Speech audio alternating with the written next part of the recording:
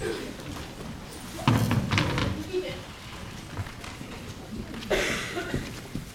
group of women between the ages of 65 and 75 was interviewed. These interviews were some of the most interesting, possibly because many of these women had never had a vagina interview before.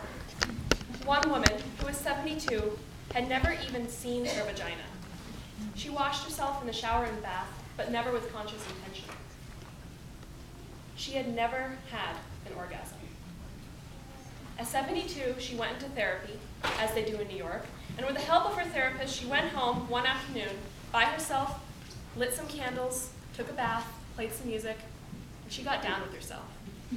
She said it took her over an hour because she was arthritic, but when she finally found her clitoris, she said, she cried. This monologue is for her.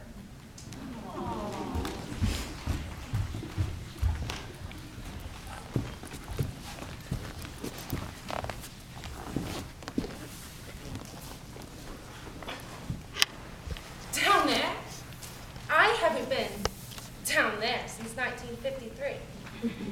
No, it had nothing to do with Eisenhower. No, it's a cellar down there. It's very damp, clammy. You don't want to go down there. You get sick, suffocating, very nauseating.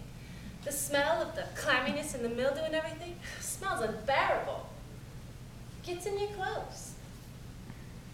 No, there was no accident down there. It didn't blow up or catch on fire or anything. It wasn't so dramatic. I mean, well, never mind. No, never mind.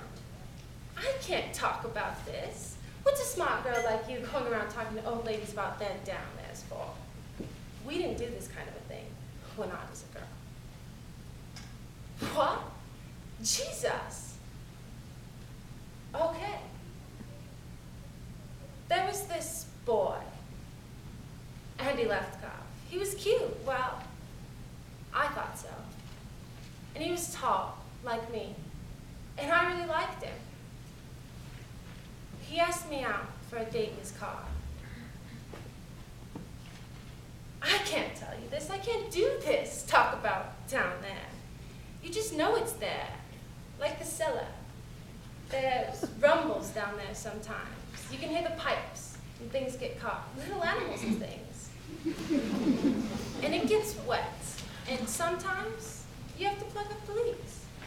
Otherwise, the door stays closed. You forget about it. I mean, it's part of the house, but you don't see it or think about it. It has to be there, though, because every house needs a cellar. Otherwise, the bedroom would be in the basement.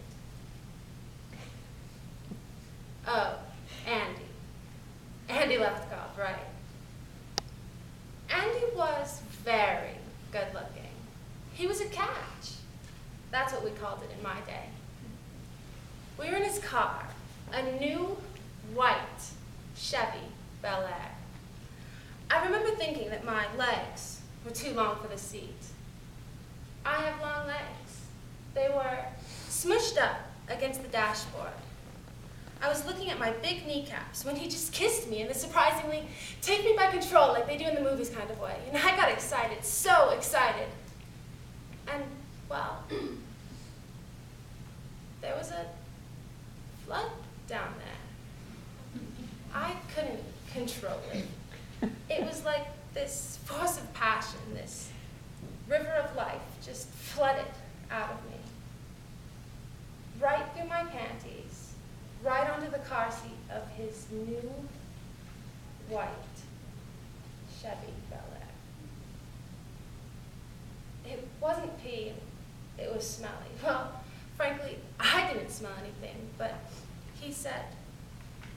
Andy said that it smelled like sour milk and it was staining his car seat. I was a stinky, weird girl, he said.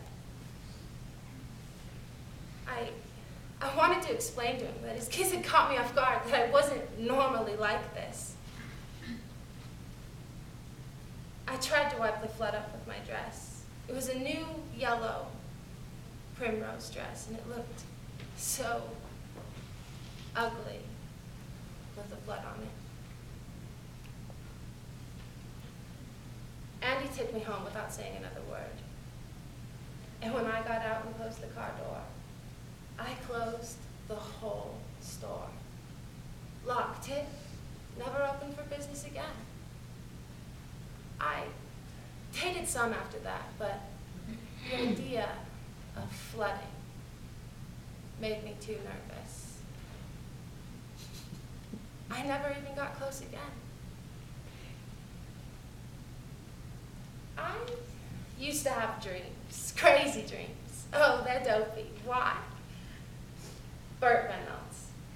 I don't know why. He never did much for me in real life, but in my dreams, it was always Burt and I, Burt and I, Burt and I. It was always the same general dream. We'd be out, Burt and I. It'd be some restaurant, like the kind you see in Atlantic City, all big with chandeliers and stuff, and thousands of waiters with the vests. Burt would give me this orchid corsage I'd pitted on my blazer, and we'd laugh. We were always laughing, Burt and I. Laughing, laughing. We'd eat shrimp cocktail, huge shrimp, fabulous shrimp. We'd laugh more. We were very happy together. Then, he'd look into my eyes and he'd pull me to him in the middle of the restaurant. And just as he was about to kiss me, the whole restaurant would start to shake. Pigeons would fly out from under the table. I don't know what those pigeons were doing there. And the flood would come straight from down there. It would pour out of me. It would pour and pour. There would be fish inside it and little boats. And Burt would be standing waist deep in it, looking horribly disappointed in me that I'd done it again.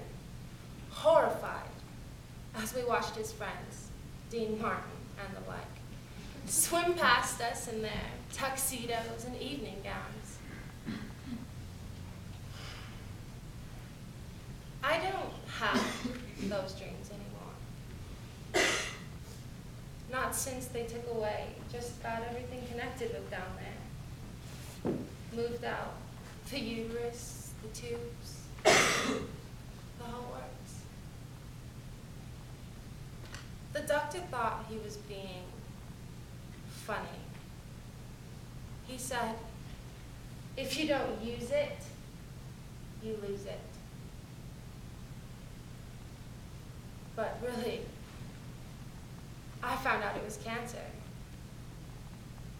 Everything around it had to go. Who needs it anyway? I'm highly overrated. I've done other things. I love the dog shows. I sell antiques. You ask what would it wear? What kind of question is that? What would it wear? It would wear a big sign, closed due to flooding. What would it say? I told you, it's not like that. It's not like a person who speaks. It stopped being a thing that talked a long time ago. It's a place you don't go. It's closed up under the house. It's down there. You happy? You got it out of me. You got an old lady to talk about her down there. You feel better now? Actually, you're the first person I ever told about this. And I feel